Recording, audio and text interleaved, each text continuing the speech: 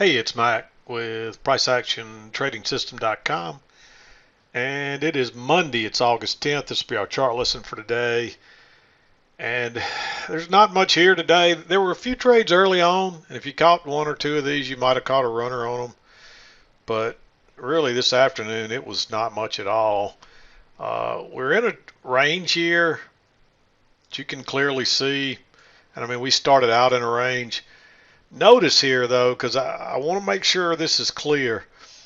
Notice I did mark, well, there's not many in the middle, maybe this one. Um, and you really, there's another little second entry right here. And, usually on a range day, you want to skip second entries. You want to be real careful entering in the middle of the range. But make sure you see the difference here. The key is, and I say this all the time and people don't hear it, we're not pattern traders. We don't just look for a pattern and enter. We have to look at the overall context of the chart. What is the chart telling us? What are prices doing?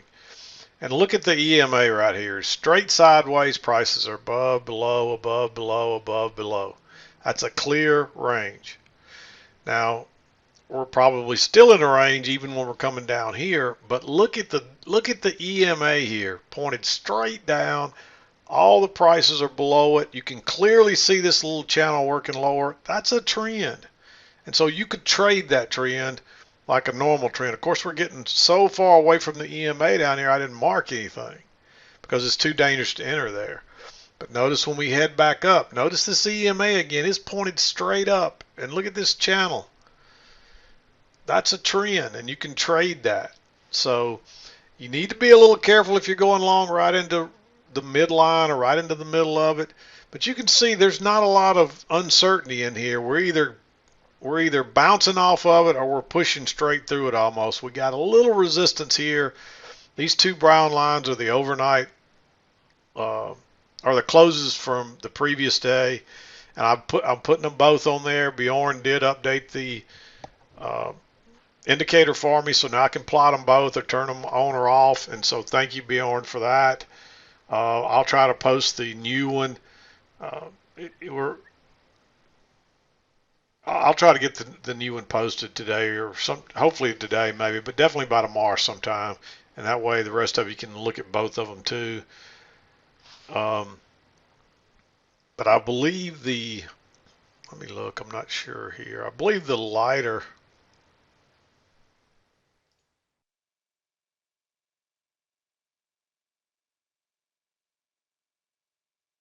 okay, the lighter orange one is the 315 one, I believe. 15 and 1515. You can see them there, 3 and 315, but I can't remember which one is which. And you can, well, we can just turn one off. We'll turn off the 3 o'clock one. Okay, and that's the 315 one then right there. So now you can turn them off or turn them on. And so that's another great addition. Thank you, Bjorn, for, I hope I'm pronouncing his name right. I'm pretty sure it's Bjorn. But if not, you can correct me in an email, Bjorn. But this is great, and this is a great indicator. Seems to be working great. I had a comment from somebody today saying that, asking if anybody else had said something about their chart dragging, that maybe there was a bug in it, but I haven't seen any bugs and nobody else has told me that, so I'm thinking maybe it's something independent to his setup. But if anybody else has noticed anything since installing it, let me know. But I'm guessing it's something independent to him because that's the first time I've heard that.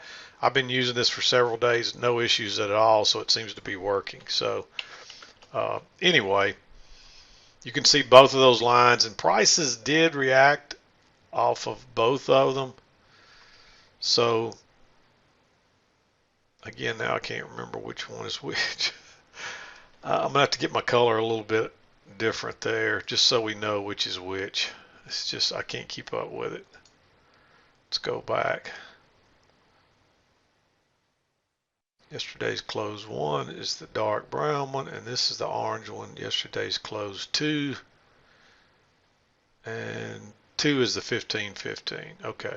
All right. So The darker one is the 3 o'clock, and the other one's 3:15. And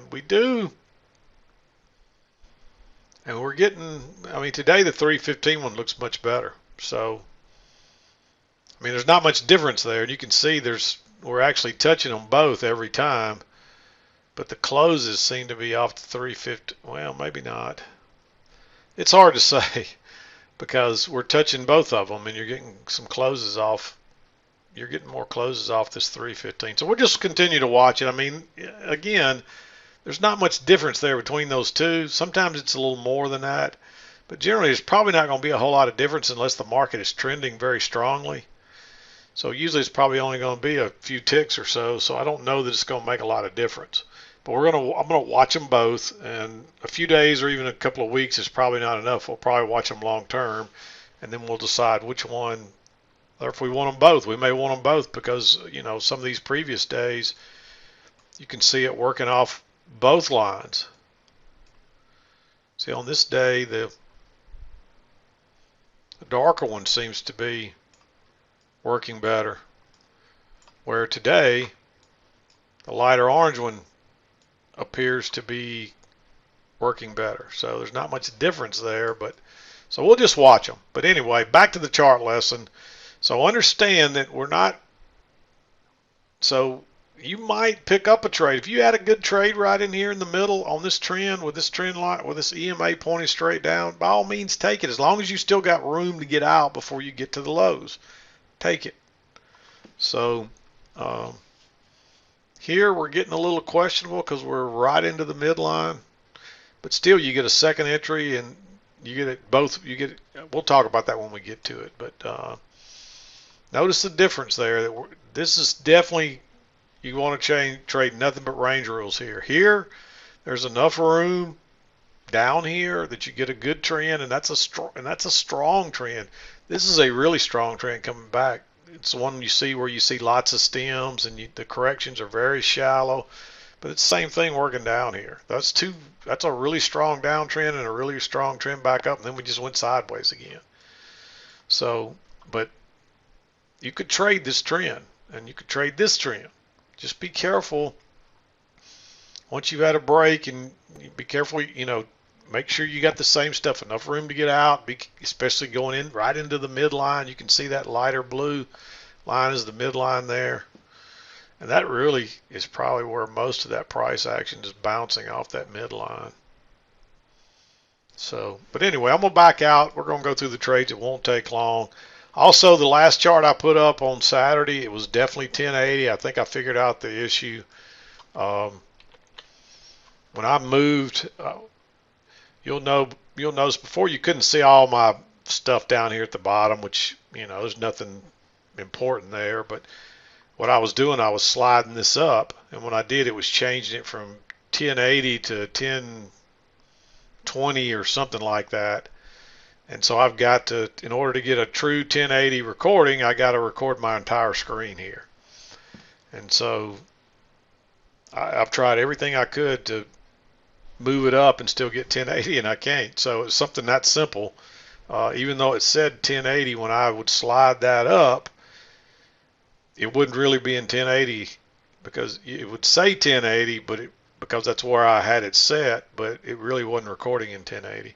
It took me a little bit to figure that out, but I got it. So hopefully the rest of the videos, I'll just, you know, I'm going to put it on 1080, and again, I'm probably recording parts of the screen here that I normally wouldn't, but you know, hopefully it won't be distracting to you. I mean, there's just my taskbar basically. You get to see my taskbar and my time, and you know, it's a little distracting to me to see that in the video, but if you want to see 1080, that's what we got to do, it looks like. So maybe there's some other way some other little tweak I can make, and I'll try to work on that. But as of now, that seems to be the fix, and so I'm going to stick with it. So hopefully it's not too distracting to see that taskbar. Half of you will probably say, "Ooh, I hate that," and the other half will say, "Oh no, I'd rather have the 1080." So I never know what to do. I can't please everybody. So I think most people would rather see it in 1080. So here we are. All right, I'm not going to waste much more time here. I'm going to go through these quick trades. There's not many today. Again, you can see the range. I mean, we really started out in a range from the get-go.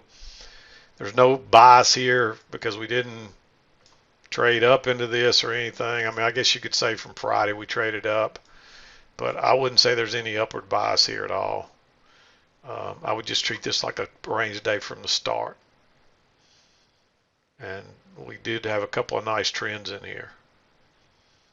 So when you see the EMA pointing down like that and everything's below it, that's a trend. Same thing on the way up.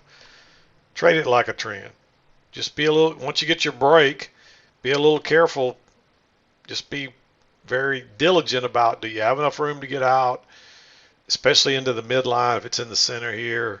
Once you pushed on through and you know you're probably heading down here, then you want to worry, is there enough room to get out before down here? Or if you're headed up here, is there enough room to get out?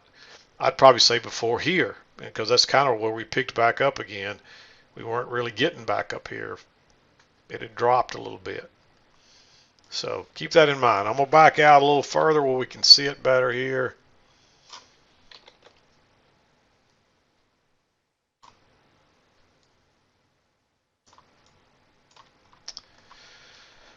And again, we were just kind of working sideways here, and we'd bounce down here multiple times.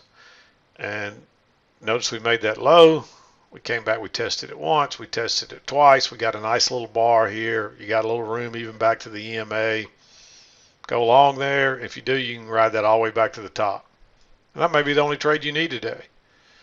But assuming that you missed that one, now you got a double top at the high.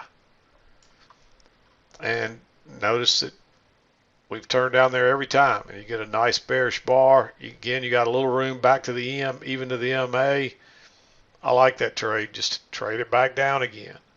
We actually pushed through, pulled back, and you still got a long way back down, even to the midline here, what we were looking at as the lows early on. So, and this actually broke higher and turns down. So that's a failed second entry long, a lower high, however you want to look at it. And off it goes to the downside. And you wouldn't have got a good runner on this one, but quick, easy scalp. Runs down here. It bounces a little early this time. You get a higher low right here. It's tempting to go long there, but notice you got all that resistance across there. You got 3 bars stacked up. This one's a doji. That's congestion. So that's a little risky going long there. And then we just start kind of working sideways again. But notice you make the high, you test it once, you test it twice. You probably did have to be a little bit concerned here that we got equal lows as well. Because we weren't really what we did, we just went into a tighter range. So that's a little bit of a concern. But the fact that this is a range and we tested this a double test, I like that one to go short. There was really a double test down here as well, so you might have even considered thinking about a long there. But I like the short. It's a real clear, and really you got a triple top there. So that one runs straight back down to the bottom. And if you catch this one, you get an easy runner on this one. If it would have broken higher right there, you might have considered entering right there. Again, there's a little bit of support and it's close to the midline, so you had to think about that. But, and you just really, now you're getting too far away from the EMA. And we actually push through and get that failed breakout. And I marked that. That's a very bullish bar, a long way away. We did have the break and a new low. You're better off to wait on the higher low, which comes right here, right back into the support, and then you get a failed second entry short, but it's still below the EMA. That's congestion. It's right back into support. But when it pushes through and pulls back and tests that twice, notice it tested it once, and then it came back and tested it yet again. When it breaks higher there, I like going long there. It didn't take on off like you would expect it to. So I don't think I would enter on any of these others, because you really want to see rejection when it bounces here. And it looks like it rejects pretty good, and then it just kind of goes sideways. This is rejection. It turns down and it just takes off. this is not rejection here. Notice how you needed that third touch of this high before people really were going to trust that this is the new high. And that's why I like the short versus the long. You get a similar setup here. It's a similar looking pattern. You make a low, you test it once, you test it twice, but we're right into the highs. So you don't have a lot of room there. Where here, if this is the new high, you got all this room all the way back down, or at least back down to the midline. And if it keeps going, and this thing just really kept going. But anyway, you might go long here. Again, it doesn't reject, and it just kind of starts going sideways. But you can still see that trend holding, and that's a fairly strong trend working up. And then it breaks out here again and comes back. And notice there's a new high, and then you try to go higher once. So there's a second entry there. I'd probably count that as a new high, and this is the second entry. And I marked it green because by that time you got 3 bars stacked up, and it looks congestive. And you don't really have a lot of room back to the highs. So I'm not crazy about it. This was the better entry really right here. But I would rather wait on that higher low, and then I'm just not as crazy about that higher low. So really you could argue that either one of these are green. I'll mark them both, but again, I think you're better off to wait on a better setup. And then it's all the way over here before we get another setup. This one's just a little bit too congestive. There is a little failed break here and a higher low, but notice that's an inside bar, so I don't like it. Again, there's a short up here, but it's another inside bar, and then notice you get the one next to it. But finally, you made that low, you test it once, you test it twice, and this actually broke lower and turns and goes out the other side. And if you treated that like an engulfing bar and had a buy stop there, you got just enough room back before this line, and you almost really could, this line would have been here at that point. I moved it down because we got more touches and closes here a little later. So but really when you took this, you would have had a little more room in there to give you a little bit more, but it didn't really go any higher, and you had just enough. If you needed one more tick, you wouldn't have got out of that trade.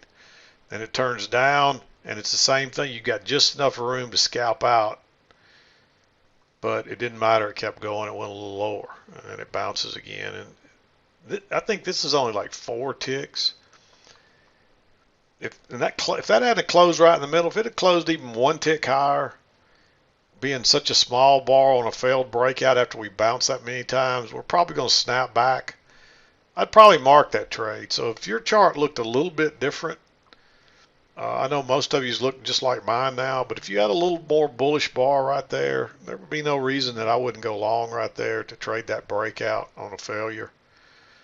But I did want to say this too. Somebody else sent me another tip that I thought about, because I had a problem with my charts one time. My time got off by an hour here. It didn't change for the time or something, and I'd had it that way for a few days, and all of a sudden I realized that something didn't look right on my chart. So for any of you that are definitely trading NT8 and definitely marking the end of the day box, and you're using CQG and your chart in just like mine, only 1 or 2 people have told me that, but be sure you check your time down here, because if your time is not right, it's going to be off, because you're not going to start counting at the same time. And that's happened to sometimes you don't realize your clock gets off slightly, and that can definitely make a difference. So just something to double check. But anyway, I'm going to wrap this day up. I mean, this was a nice move up, but there's just not a lot of chance to get in it. And right in here, you got to be real careful. And then right in here, there's just not any decent setups until right towards the end here. I kind of explained each one of those. It's just not a good setup there. You got to be careful getting long way up here, So you really needed a good stretch of testing of those lows to know they were going to hold, and even then you still got the failed breakout before one.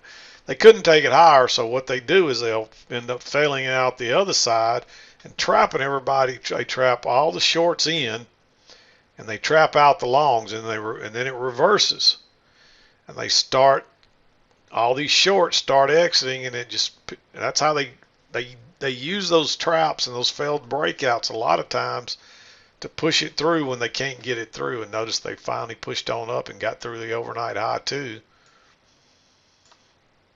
before that fails and comes back. This is all after 2 o'clock though, so not a lot of trades today. There were some pretty good trades in the early morning, but after that, but again, don't forget, we talked about this. I was scolding some of you the other day about trading in the middle of a range, but it didn't look like this. When you see that tight, look at that EMA. Look at that EMA. It doesn't look like this mess over here. So, but even still, you got to be careful trading in the middle. But you can see the trends. This is a spiking channel. This one was really strong. Both of these were really strong moves. And notice this one's working down, you get a break, a new low, it reverses. This one's working up, you get a break, 2 legs up, and then it corrected for however long before it finally pushed higher again. So anyway, I'm going to wrap this up. We'll be back again to do it tomorrow. I'm done for today. This is Mac with PriceActionTradingSystem.com, and we'll see you next time.